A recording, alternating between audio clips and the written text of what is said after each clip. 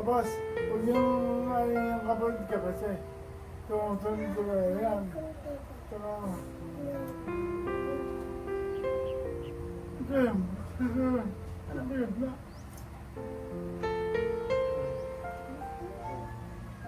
Napakamit ang kapatid ko. Kung ano nila. Kaya umiyak. Kaya mo na, huwag ka na umiyak. Ako mga amigo, ang ganda ng panahon ngayon. Tingnan nyo po. At andito po si Kuya Bedjun. Kuya Bedjun, ba't di mo gamit yung sasakyan mo? Ba't di mo gamit yung sasakyan mo? Para makakuha sa gasolina. Makatapid? Naku, paano yan? Yan, sakyan mo. Paano yung battery? Ha? Battery. Ayan na. Magandang araw po sa inyong lahat mga amigo. Kumusta po ang lahat? So andito po tayo sa bahay nila Kuyang Pogi. At meron po akong good news para sa kanya. Ano ba yun? Nantok mo si Bedji. Nagkapasok po tayo mga amigo. So, eto po nga farm na ito ay pinamana pa po ng mother ko. Na kung saan ay ano kayo Bedjun? Na kung saan ay naglilinis si Belinda. Kunwari lang yun. Oo. Kunwari lang. Totoo bang naglilinis si Belinda? Oo nga. Ako, ay Axel! Hi Kuya Ben! Pupunta pa You're rito? So sexy na. Pupunta pa rin si mami mo? Si Mama? Hindi na pupunta to. Hindi pa. Baka hindi pa Kasi- siya makaalis. Kasi pag nakita ko yung mga halaman, naalala ko si mama mo. Bakit? Si Mama kasi naglagay ng Yes, mga ito, oo. halaman. Hinimay-himay niya. Saan ba? Yung mga halaman nila, Dahil yung di mga ba dami ganda? kong bakante. Ano ba Kuya Beljun? Ayan nga ano ba yung ng balita? Ano sabi ng Pinaayos ko nga kay Mama. Ano ba? Kita ba kami dito lahat? Kitang-kita lahat. Kita kami lahat. So habang nag-lilikot si Axel po yung Axel hanggang kailan ka magiging malikot? Axel hanggang kailan ka magiging malikot anak? Sorry naman kamo tito. O sige nga, o dyan ka lang ha. O ganito, sa lahat, sa buong video natin, Axel, dito ka lang ha. Walang aalis hanggang tapos ng video ano. Okay? Ang sagot? Opo. Ang sagot? Ang sagot? Lakas mo! Opo. Lakas! Opo! Mas malakas! Mas malakas! Mas malakas pa daw. Opo. Ano, mas malakas! Napagod na siya. Ba't parang laging ang mata niya, no? Sana, pumikit ka nga. Parang Pumikit ka dalawa, anak, ganun na. Ganun. Dapat ganyan yung pilik bata. O, tiwa, ganyan. Ganun mo, ganun. Pikit mo. Oo. Si Kuya Ben niya ganyan sila lahat eh. Parang okay na mata nila, no? Oo, tapos yung ano nila. Ano, ito. Kanila. Ganito kasi,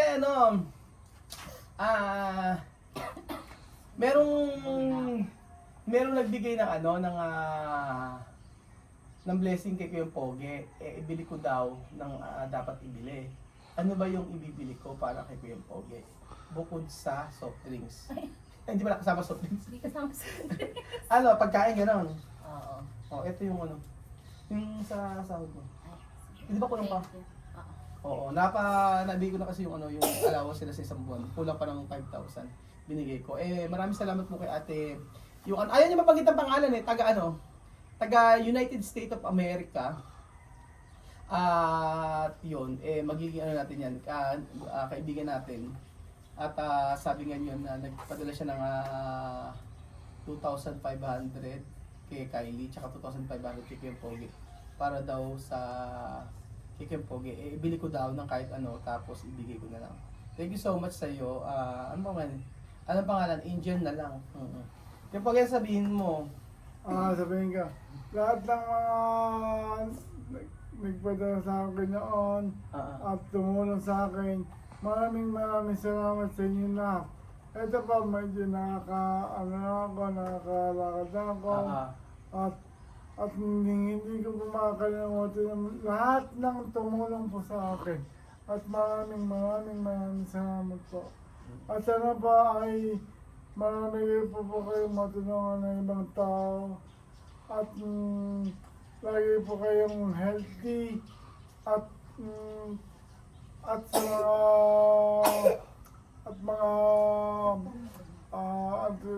yung nagbigay lahat na yan ay huwag po sanang magkakasakit at habang buhay na hindi ko po makakalimutan yung lahat tumulong po sa akin.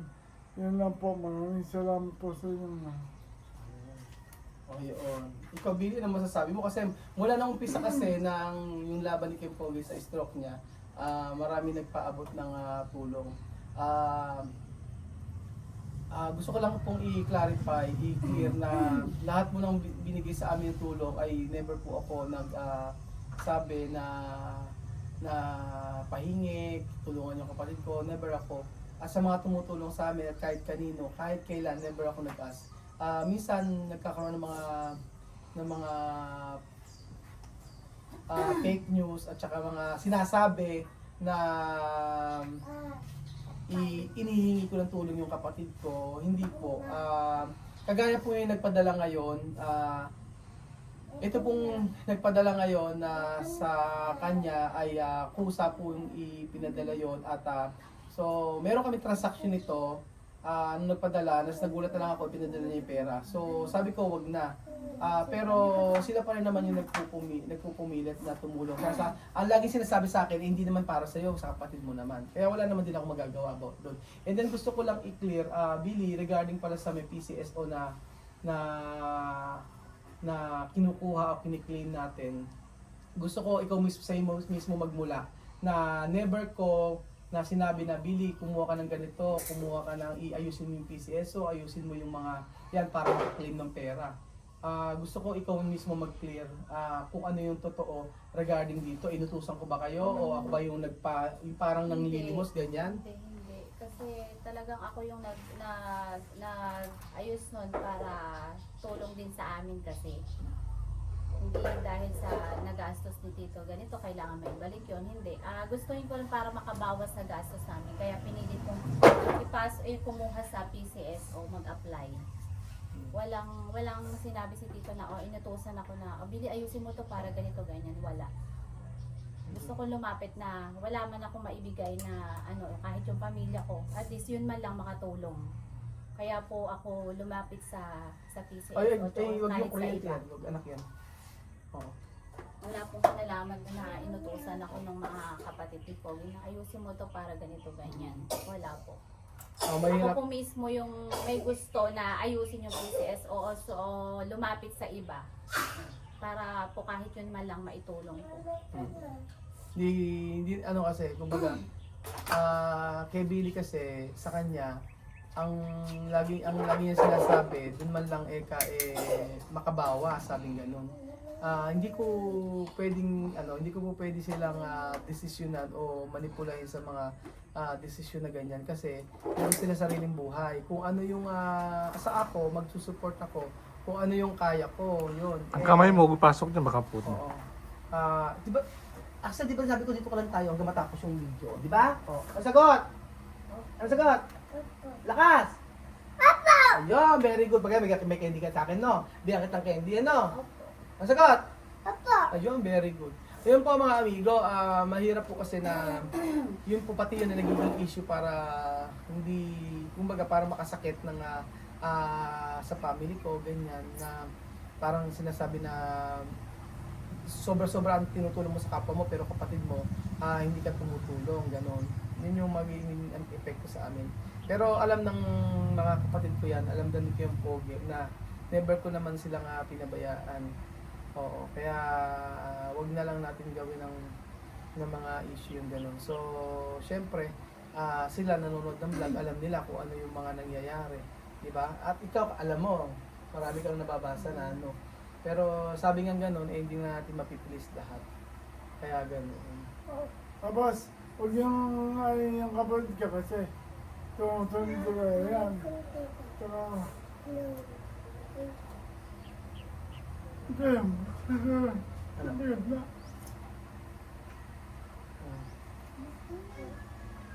Napakamit ang kapatid ko. Kung alam nila. Kaya umiyak. Kaya mo na, huwag ka na umiyak. Umiyak, kaya mo. Ganun talaga.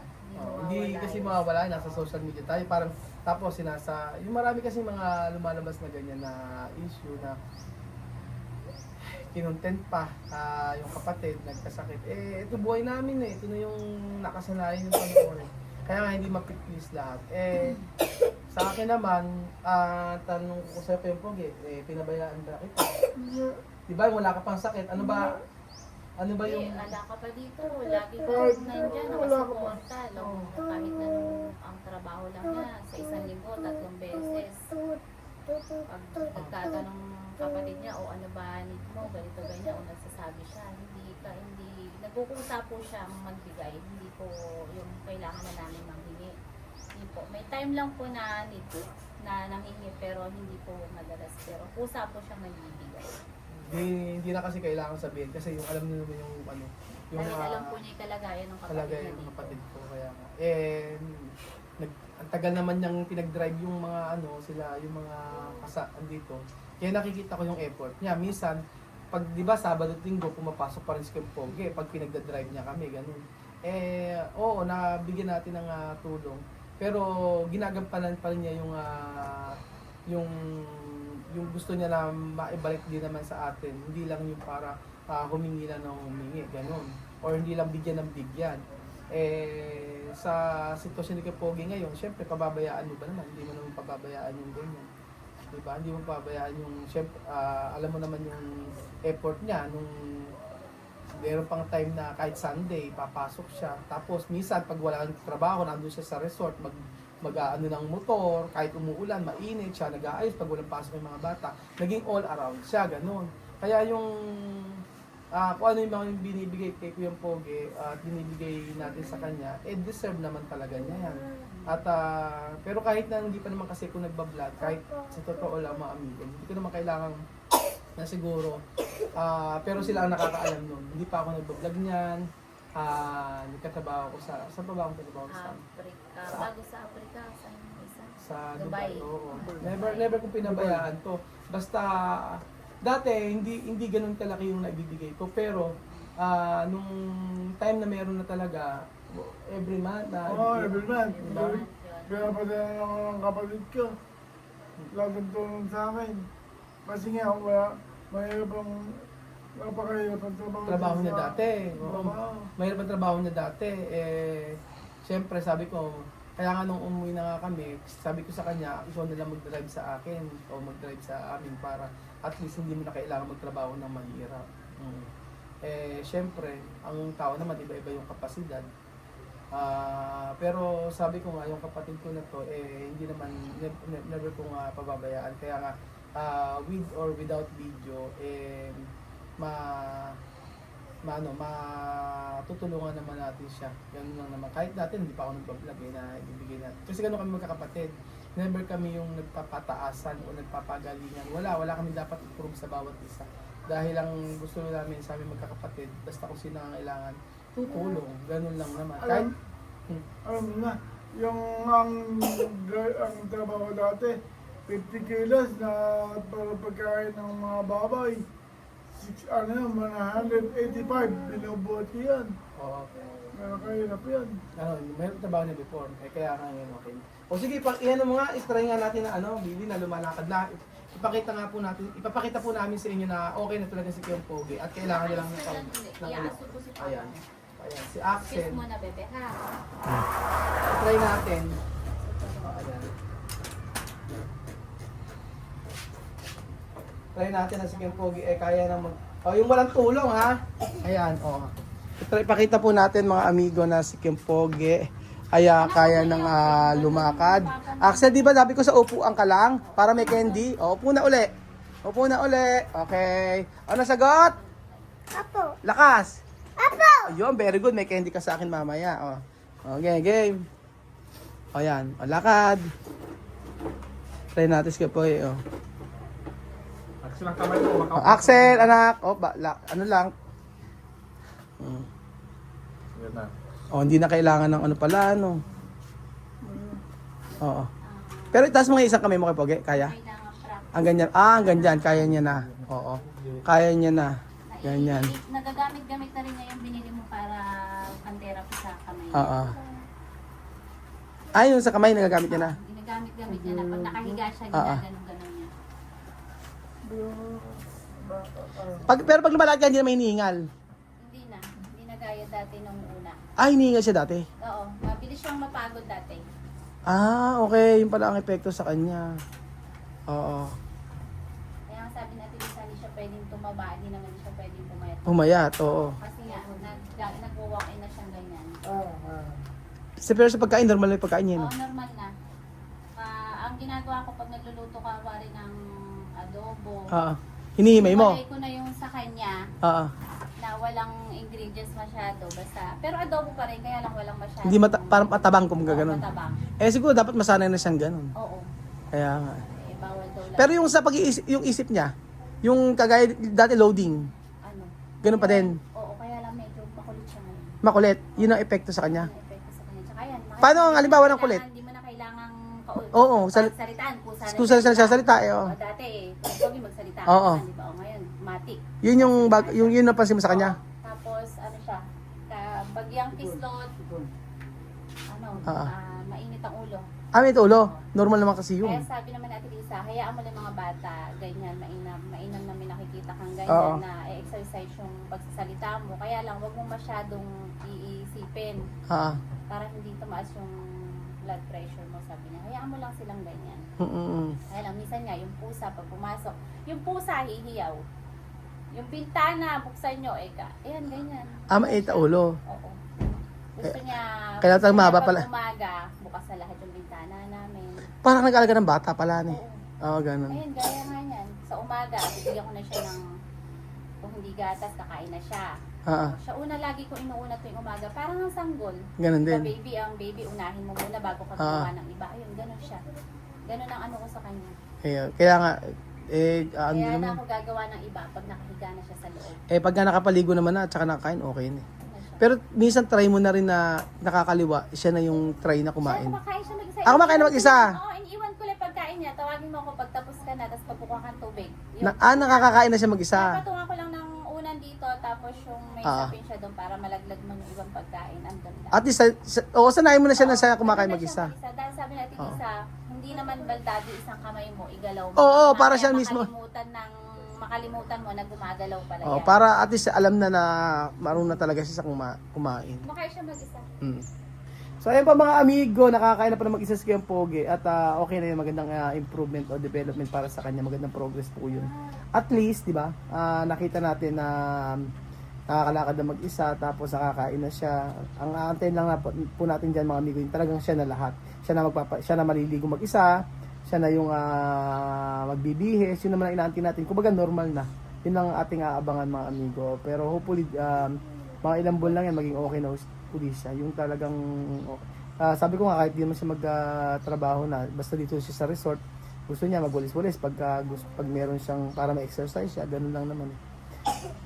So ayun po mga amigo, thank you so much po sa panonood ng episode na ito. At sabi ko nga basta maging okay si Kuya Pogi ay masaya na ako. Para at least yung sa kanya na yung maging normal uli yung pamumuhay niya. Yun lang naman ang ano. Kasi pagka ikaw na stroke, parang feeling mo ang bigat sa pakiramdam na wala kang nagagawa, ganun. Pero hindi kailangan talaga na sa ganyang mahabang pasensya. So, kayo ano na-experience sa stroke patient niyo mga amigo? Comment down below mga kababayan ko. Salamat po at God bless.